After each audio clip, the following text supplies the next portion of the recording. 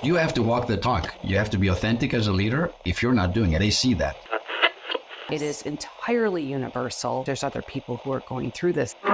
For me, a great leader needs to be able to marry three things: vision, systems, and people. Welcome to Leadership Moments. If this is your first time, and if you are returning, thank you for your support. This show is about leaders from all walks of life, leadership tips, and maybe even a little of what you wouldn't expect to help you in leadership. We would appreciate it if you tell someone else about our podcast as we strive to support all leaders that want to just be better. Let's get on with the show. Today, our guest is Dr. Apollo Ameca. He is known as the Big Decisions Guy. He has lived an absolutely fascinating life. For starters, he didn't go to school much after fourth grade, but then actually went on to earn his doctorate. He also served as an FBI intelligence analyst and a U.S. Army Special Forces Green Beret. And at those places, he learned where structured processes and tools are making big decisions. Now, Apollo coaches entrepreneurs and executives to make their own big decisions. His clients work on billion-dollar real estate deals, plan the Olympics, or run companies that change industries. Apollo's complete decision protocol helps leaders cut through the noise and make the path forward obvious. And he's here today to help us all decide big. So let's jump in. Apollo, I am so excited to have you on our show today. You have such an interesting story of how you got to where you are, and I can't wait for our listeners to hear it. So I want to jump right in and for you to tell your story, and then we're going to get into all the great stuff that you're doing today. So can you share your story for our listeners? Yeah. And I love that, the question of just sharing your story, because we lived our story, but in many ways, it's always changing because it's changing in our minds, and how we remember it is changing. And I have brothers who are much older than me. The next brother that's closest in age is 11 years older than me. And over the weekend, we were talking about my story, and he kind of cracked something open for me that I had never thought about my own story in this way. And that is that I think one of the most pivotal moments in my life is when I was in fourth grade. I came home like a lot of fourth graders do, and walked in the door, and my mom was there reading a book. And I said, "Man, I hate school." That's what I sounded like in fourth grade. "Man, I hate school." And my mom, she says, "Oh, well, we were thinking about homeschooling you." And I said, "Oh, so for fifth grade, I could just not go back to school?" And I remember she didn't even look up from her book, and she said, "You don't have to go back tomorrow." And my little brain just broke, because I had been spending, like my whole life going and standing in line and raising my hand, asking to go to the bathroom, like doing spelling tests and worksheets and all these things, and like having to do, like, as a child already, right? We have to do like 20 or 30 things a day, protocol, rules. And here's my mom sitting in her favorite chair, reading a book, just being like, all of this can go away if you snap your fingers today. So that it was this moment that I recognized was a big moment, but the way that I've remembered it over the years has changed a lot. And I used to think, oh, my parents pulled me out of school.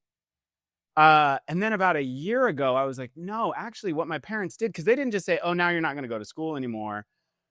They handed me the power to decide when I would be enrolled in school, which is something different.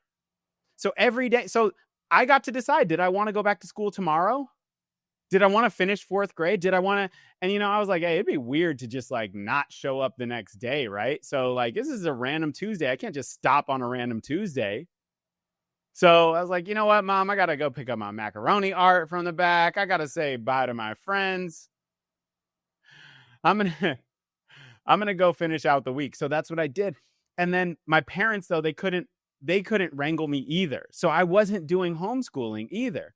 And the thing that again, the way that I've been thinking about this for the last kind of year, as I've been thinking about my own story and how it impacts my life and work, is that, oh, well, I've had more reps at decision making than most people, because I got handed this power and this responsibility to make a decision for something so huge in my life that maybe, people decide where they're going to go to college and they start making enrollment decisions at that point. But I was 10 years earlier deciding.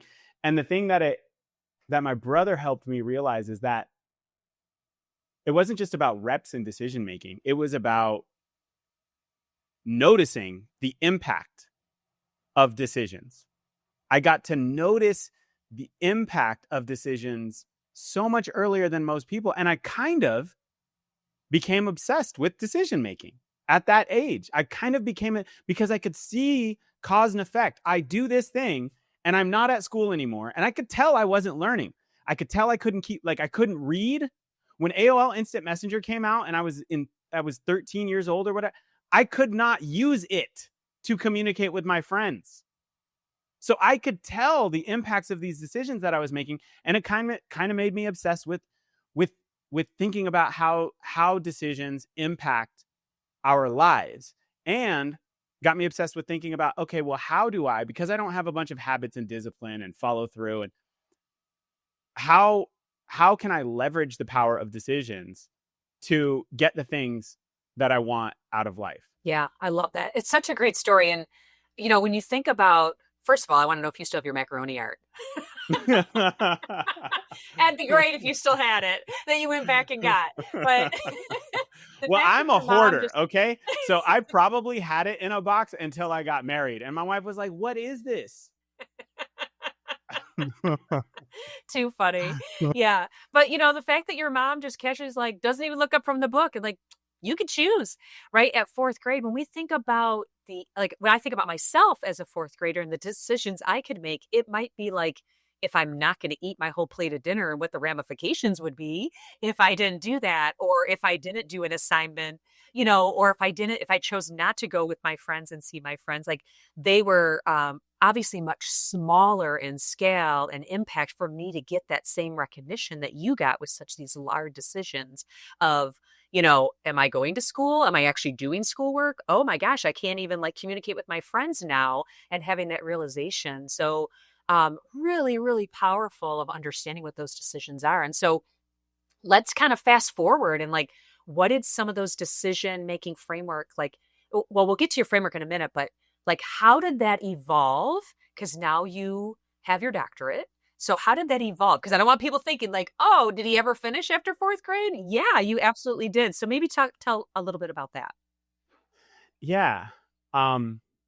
Actually, can I take a risk for a second? Can I diverge? Can I ask you a question? You absolutely. I'm curious. You talked about these decisions that you were making about finishing your dinner or going with your friends. Can you remember the first time that looking back, what do you think is the first big decision that you made that impacted the trajectory of your life? Oh, I love that question. I would say it probably was in middle school. So maybe 6th or 7th grade. And unfortunately, it was not a great event. It was an event where my parents, so I'm the youngest in my family of many children, and there was confusion on who was picking me up. And so there was no one picking me up. So I was left at the school, and I happened to be on crutches at the time because I hurt myself in dance. Oh and my gosh. So I was going to my softball game that I could not participate anymore, but I was on crutches and I was there at the school with no one around. My parents were around. This is pre-cell phones, all that kind of stuff. And so I'm like, what am I going to do? And I'm like, okay, well, I guess if somebody, because there happened to be a guy walking, and I was like, oh, I guess I'll hit him with my crutch and hobble away if I have to. What? But fortunately, this guy was fine. He never did anything, but I had to pre-plan. So to me, that was an impact. It was a decision that I had to be I was on my own. What am I going to do if this event happens, and what am I going to do, and how am I going to get home? And I waited long enough, and my parents finally realized that I wasn't around, that they forgot to forget me. And it worked out fine. But I would say that event was the first time, because of me being in a large family, it was very rare that I got the opportunity to make a decision on my own that only affected me. Right. And that was one that I had no choice. Yeah. It's interesting because this revelation that I had over the weekend talking to my brother is that it's about noticing the impact of decisions, right? Like there was this constellation of events and decisions that occurred that left you stranded on crutches at school, right? Yes, exactly. And like probably thinking like, this is not supposed to happen. Like the universe is broken, right? Like the universe is broken. No, I come out the door. Mom or dad is there waiting for me. I go get in the car. They ask me about my day. I say, and then we go home and we do the stuff, right? And like being able to see like, wait a minute, the universe is not on clockwork, right? Like there is cause and effect. There are things that happen. And now I'm in a situation where I have to make some decisions. Yeah. And I feel like I have to say, my parents are great people. They were great parents, right? It happens when you have it was just a miscommunication. Who was going to pick me up? Oh my gosh. That's so funny. That is so funny. I'm like, I watched Home Alone. Actually, we have a friends with a winter tradition of watching Home Alone every Christmas. So like we've been doing that. And that just gave me a little Home Alone moment right there. Like, Stacey. Yep. All right, so let's advance and tell me a little bit about how you got to where you are today, and then I want to get into your decision framework for our listeners as well. Yeah, absolutely. Well, thank you so much for sharing that. And I think it is like most of us live these kind of curated lives where things are predictable, and it feels like we don't have to make many choices, right? Like how often do you have to wonder if you're going to need to defend yourself with a crutch, right? Like that is not a thing, right? But most of us live these kind of like curated lives where we're very much decided for and taken care of and things like that. And so we're protected from and also robbed of the opportunity to make decisions to understand cause and effect. And I just had such an unconventional upbringing that again, like cause and effect of my decisions, of other people's decisions, it was incredibly clear. And then, so I grew up mostly deciding to opt out of school. And then, but I watched a lot of TV. Shout out to my folks who loved X-Files in the 90s. Like, and so Saturday Night Live, Mad TV, X-Files, like these were my favorite shows. And I grew up from the time I was 13. I was like, I am going to be on Saturday Night Live or I'm going to be in the FBI. That is it. But then I like did nothing that would be required for either of those. I just quit and dropped out of all things until I was 17. My mom got diagnosed with pancreatic cancer shortly after I turned 17 and passed away super quick, 4 months later. And so here I was kind of like, didn't have follow through or pedigree or discipline or basic academic skills, critical thinking off the charts. Like I could talk to any adult anywhere, anytime. Like, so critical thinking and certain social things, like I was off the charts, but like most of the things that would be required for college or FBI, not there. And I remember the week that I officially dropped out of high school, I got on the phone with an FBI recruiter and she was like, and I said, I want to be in the FBI. That's what I sounded like when I was 17. Like, I want to be in the FBI. And she said, okay, well, what you got to do is just like, you're 17. Okay, finish high school with really good grades. I was like, okay, don't got that. Get into a good college. Doesn't matter what you study, but just get really good grades. And I'm like, okay, can't get into college. All right. And then go work or do whatever for a couple of years. And I was just like, oh my gosh, here I am. And I still have this dream despite knowing how far away I am. So I realized that my pedigree, my trajectory, my habits, like my just general mindset and orientation weren't going to be the things that got me there. And so I started to architect this big decision of, okay, I want to do this thing. How am I going to do it? And my dad signed for me to go into the military at 17. I made the choice to go military intelligence because the recruiter was like, oh, you want to be in the FBI? Yeah, go intel. You're going to get a top secret clearance, which you're going to need for the FBI later and get some money for college, get skills. Cool. So that was a big stair step in getting there. So I ended up joining the military, deploying to Iraq super, really quickly. This was early on when Iraq and Afghanistan were just kind of popping off. And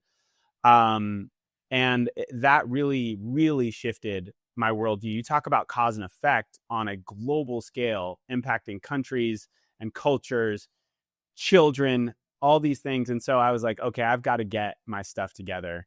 I've got to get, I don't, there are some big decisions being made here in this war zone, and they're being made by people with degrees and pedigree and cred. So I was like, I was deployed to Iraq, and I was like, I'm going to get a doctorate. I don't want my credentials to ever be a reason why somebody tells me no. So it was another big decision that I made when I was like 20 years old, still a high school dropout with a GED. And I was like, I'm going to get a doctorate. So I made these big decisions in life, and then went on to do them.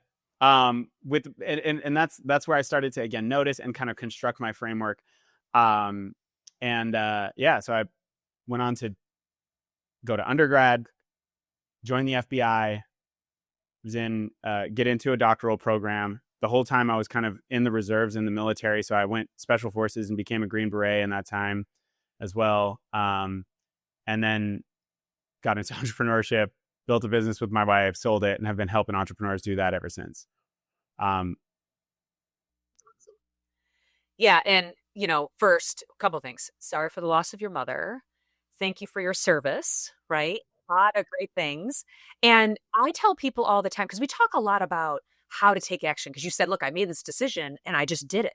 And the doing it can be really difficult. But I think making the decision can be even harder, which is why I'm so glad that we're talking about this. Yeah. Because I tell people all the time, if you just show up, beautiful things happen in your life. But showing up is so hard, right? And I equate that to making a decision. So can you get into your decision framework and what helps you do that really difficult first step?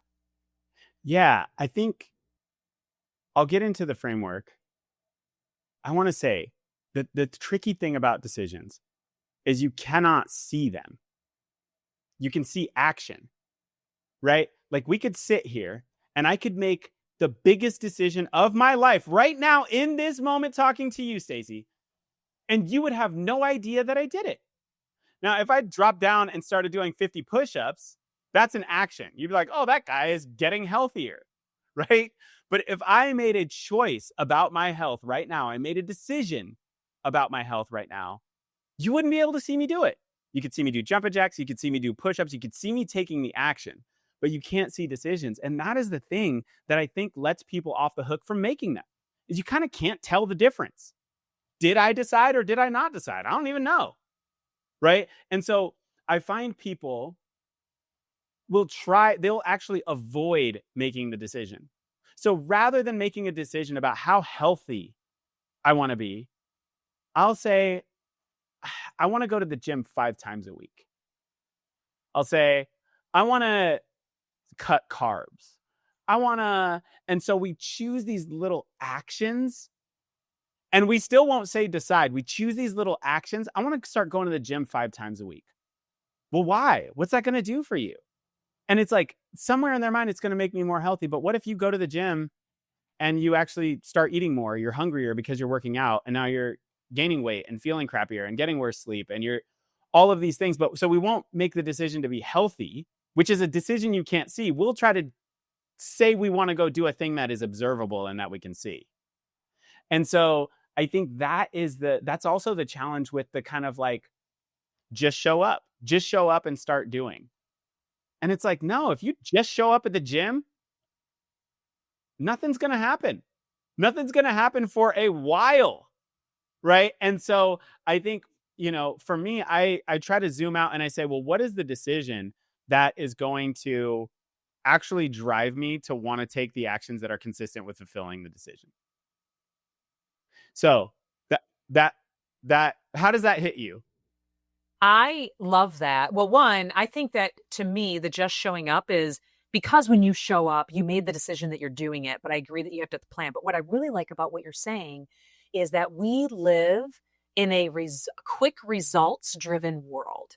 And so I love how you differentiate the action and the decision, because I can make a decision silently, like you said in this podcast right now.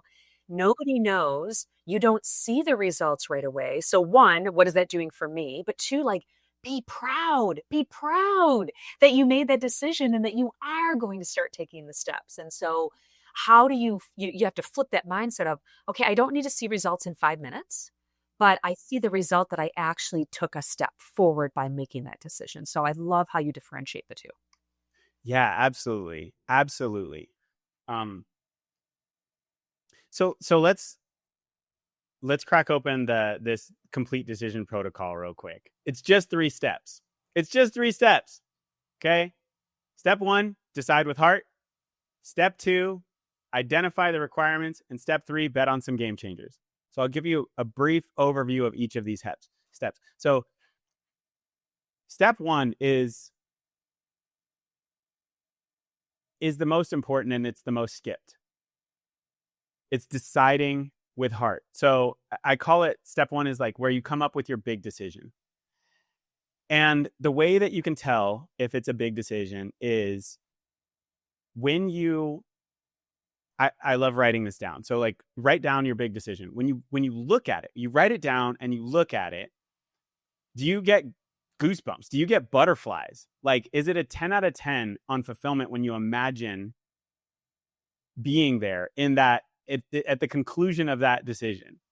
And so it's like, that's the first criteria is it a 10 out of 10? The second criteria is, does it sound like a toddler's run-on sentence? It should sound like a toddler's run-on sentence. Okay.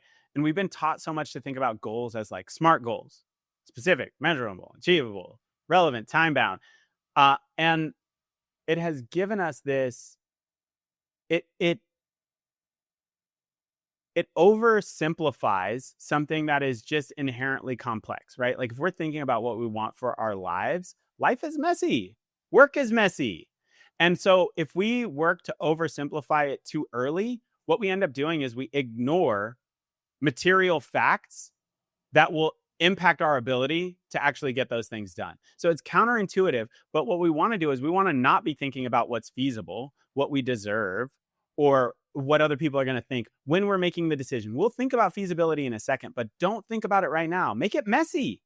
Hey, I want to be, for me, my big decision has to do with the global impact that I want to make, the presence that I want to have in my household as a father, as a husband, how I want to show up as a family member and a friend, the types of people that I want to impact in the world. So it's all smashed into this one big decision that I have. So, and it sounds like a toddler's run-on sentence. Like English teachers, you could tell I skipped that part of school because it's not grammatically correct. And then the third criteria for a big decision is people are going to call you crazy. People are going to call. When I was telling people, think about it. The recruiter was like, "Oh, you want to go into the FBI? Here's the route you should go." Right? The only way that recruiter was able to tell me the route is because I still told this dude, right? Like being a high school dropout who couldn't read or write very well. And I was telling him what I wanted. I didn't care if he said, "Y'all, you're never gonna." I don't care what you think. But guess what? He helped me. And the only way he could do that is because I did sit in silence and make that conscious decision. So you couldn't see that I made the decision, but I made the decision. And I'm telling people I want to be in the FBI. And they're like, "Oh, we'll write this way, sir." Right? And some people are like, "Oh, you're crazy." I remember family members telling me I was crazy. I don't care. This is what I want. This is my 10 out of 10. I want to go there. Right? So this is the part where people, I talk about these 3 monsters that pop up in step 1. 3 monsters. The feasibility monster. And the feasibility monster like walks around with a clipboard and charts and graphs and a measuring tape and is like, "Man, I'm never going to be able to get in the FBI like that. That's not going to work. There's no way." So then we cut our decisions down. We cut our aspirations down. Like, "Oh, feasibility monster said it can't be done." Then we got this other one sitting on our other shoulder. And that's the worthiness monster. And the worthiness monster is like, got a mirror and is holding it up to you and is like, "Look at you. Who are you to want this thing? You don't deserve this. This doesn't happen for people like you." And so we say, "Oh, yeah, you're right. Who am I to deserve that? Look at the other person who has the thing, and I don't have anything that they have." So we cut our aspirations down. And the third monster that comes in is the social monster. And the social monster looks like a whole bunch of emojis just globbed together. And it's like, what are they going to think? What are they going to think if you go after that? What are they going to think? What are they going to say? That's a What are they going to great say if you visual. try and fail? What a great visual, all the emojis. Yes, that's how I see them. That's how I explain them in my work with my clients, is like, these are the 3 reasons why we cut our decisions and our aspirations off at the knees, is because either that feasibility monster is whispering in your ear saying it can't be done, so don't even try. The worthiness monster is saying, like, maybe it can be done, but not by you. You don't deserve it. Or the social monster of, what are they going to think? What are they going to say? What are you going to say if you fail? What are they going to even say if you succeed? And so this is so, so, so important. And most people they're not writing aspirations that are 10 out of 10s. They're writing aspirations that are 6s or 7s. And I know, because I invite people into the work and I say, let's list out your goals and now give me a rating on them. 1 means you're regretful and resentful when you accomplish the thing. 10 means you're over the moon, excited, super fulfilled, and content. And people who bring me their own goals, they're a 6 or a 7. And so then we take these goals and we smash them into the big decision to get that 10 out of 10. So that is the first step. And it is, honestly, it's probably the hardest step, because we've been taught either think about feasibility, think about what you deserve, think about what other people are going to say. And so these clouds are burning. And, for those of us who weren't left in 6th grade to understand the on crutches, to understand the impact of cause and effect, we almost think our decisions don't even matter. We got to get to the action part. And I'm like, I was taught in military intelligence school to think about how you make decisions. I used to have this instructor in the FBI Academy that was like, critical thinking is thinking about your thinking while you're thinking. I love that dude. Shout out to Chuck Summers if you're out there, man. So this is like, that I have in my own life been exposed to cause and effect, and then academically and professionally, I have been, these concepts of how do you make decisions, how do you think critically, has been drilled into me. So that's step 1. Decide big. Yeah, I got to say something to that too. I think there's another piece to that, because I do a lot of work in energy psychology, which is aligning the subconscious and conscious. And our subconscious mind is actually developed up until 7 years old. So if there's things in your life that happen, I don't know about you, but I don't remember anything before 5 years old. So I don't even know some of the stuff that's in my subconscious. That feeds into those monsters without us realizing it. And so through energy psychology, you can remove some of those monsters and align your conscious and your subconscious. So totally love what you're saying there, because I think it's very, very real. I love that. So, I mean, if it's baked in there at 5, what from your perspective, and you can tell I'm getting super into this. I told you, Stacey, I start to move forward. By the end of the podcast, if you're watching this on YouTube, I don't know if this is on YouTube, but by the end, you're just going to be able to see like my eyes. That's when you know you're into it. As you know. But yeah, so like with that subconscious piece, how do you think that, let's play it out a little further. Like, how does that actually play so I'll in, give you an example. Please. Yeah. So let's say you're, when you're a young child, if you do something wrong, your parents might tell you, like, you don't deserve that toy, or you don't deserve that ice cream because of maybe something you did. Right. And it might be the way you talk to your sibling, or that you didn't listen when they asked you to come to them, or something somewhat small. And so, but what you hear and your subconscious records, I don't deserve. At that fill in the blank for the rest of my life.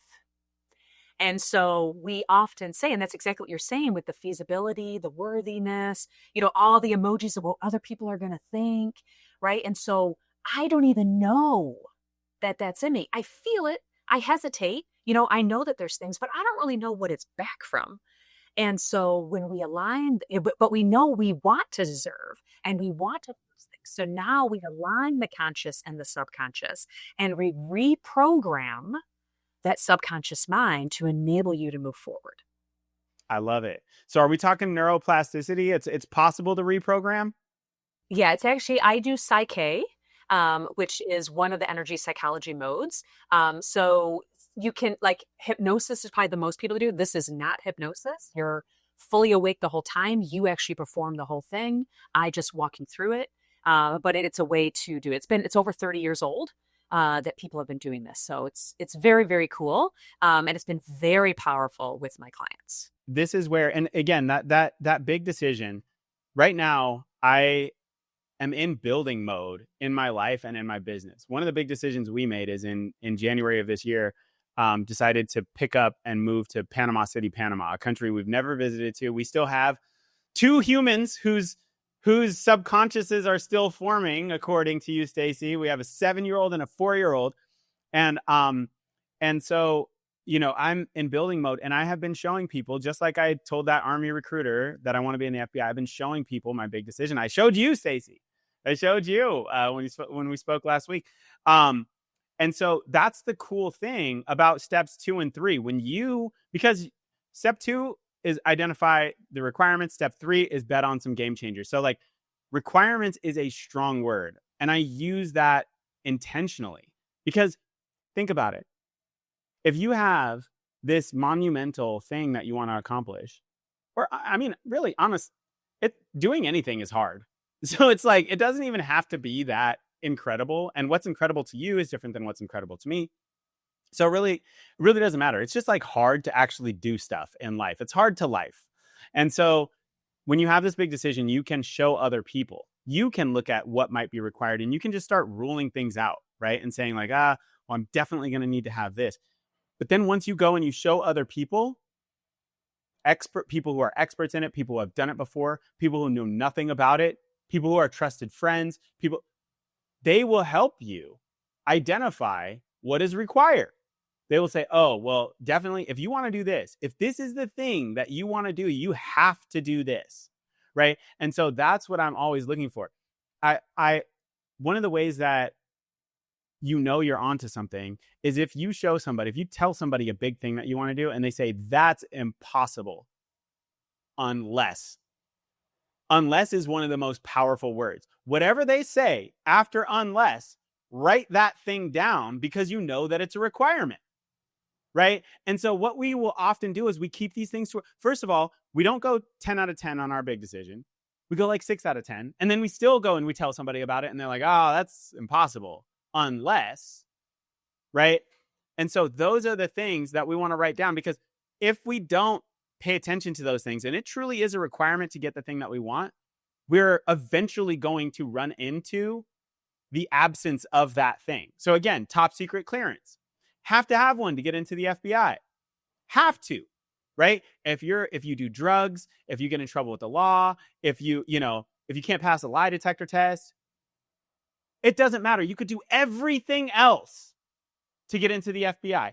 Everything else, but it's going to be impossible if you can't pass a background check and get a top secret clearance, right? And so if that was my dream, and I'm out here doing all this illicit stuff, hanging out with the wrong people, I could do everything else right, but then I'm eventually going to run into like, oh wait, you can't pass a background test.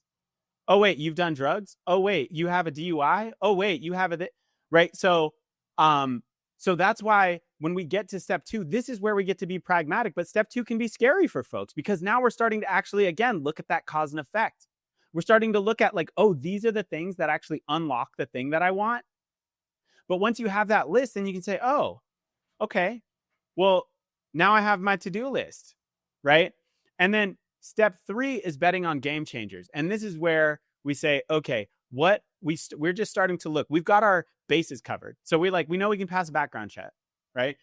We're going on international travel. We know we've got our passport. So that's good. We've got it's what's required to go on international travel: passport. You can show up with flights, bags packed, excursions booked. You don't bring your passport, you're not going.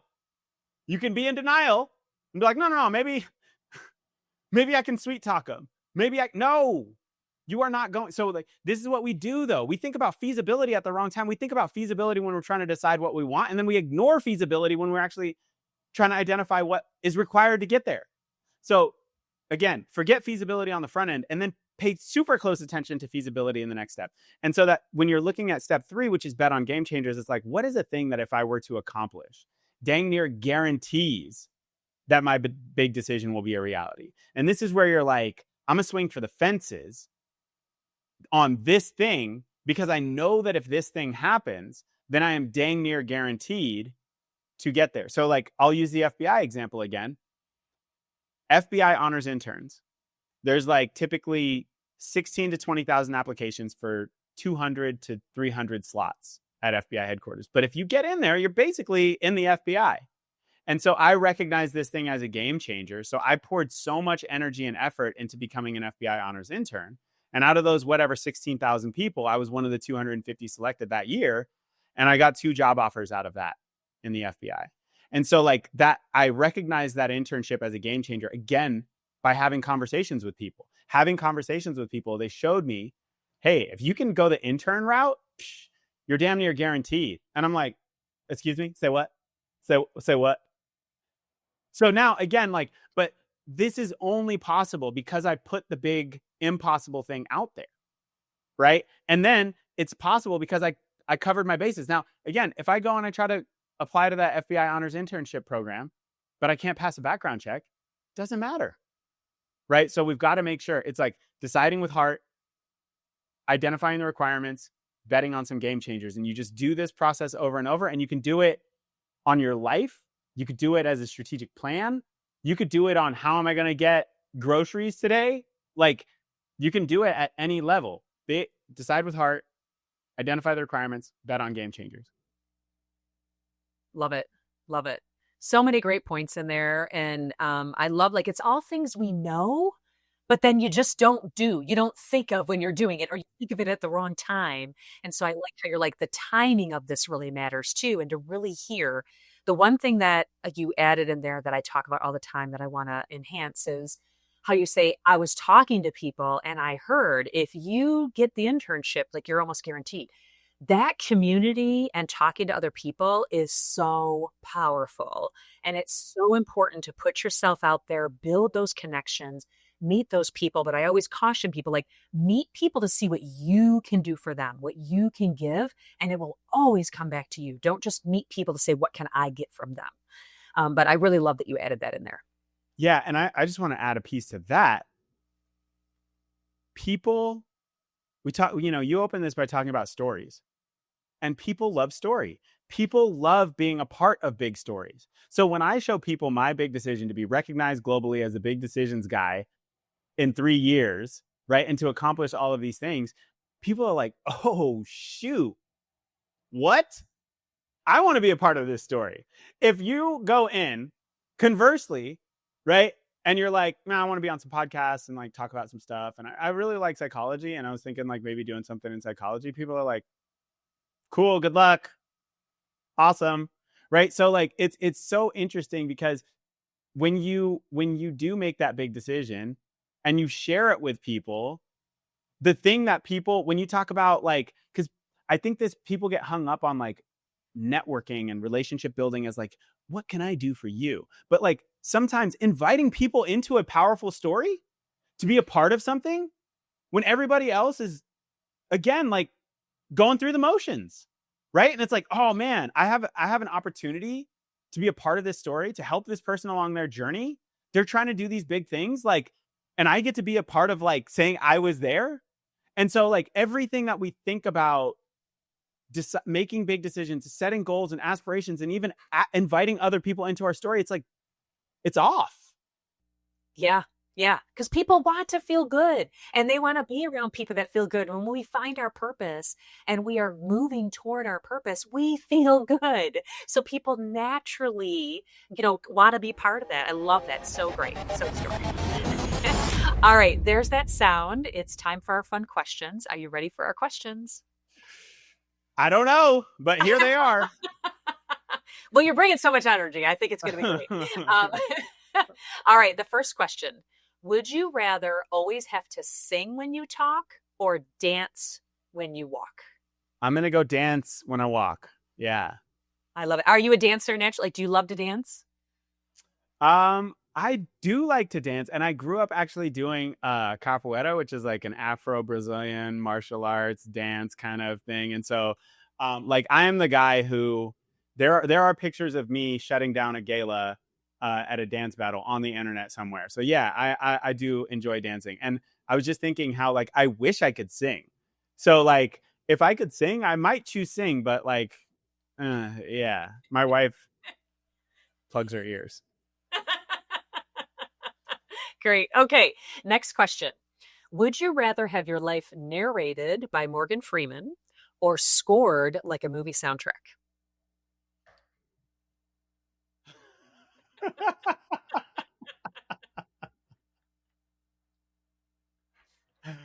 Oh my gosh, that is tough.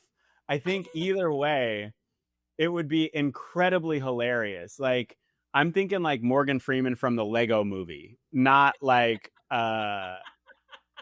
not Shawshank Morgan Freeman. I'm thinking like Lego movie Morgan Freeman. So when I think about that, or I just think about like I love music so much. I'm sorry, Morgan, but I gotta go with music. And it goes along like to the dancing, you know, if I'm gonna be dancing everywhere I go, then I need a soundtrack to do it to. There you go. There you go. Love it. Well, Apollo, thank you so much for your time today. I think our listeners are walking away with so many great nuggets. Really appreciate your time. Love your energy and enthusiasm, your passion on decision-making, differentiating the decision-making versus the action. So many things. So thank you so much. Thank you so much, Stacey. If you enjoyed the show, please go to leadershipmomentspodcast.com to subscribe to the podcast or on your favorite player, as well as follow us on Instagram and LinkedIn. You can also send us a message on what you like and don't like, or what guest you want us to have on the show. So until next time, this is Stacey Castor, and what doesn't challenge you won't change you. And I'm Tracy Ann Palmer. Be the change you wish to see in the world.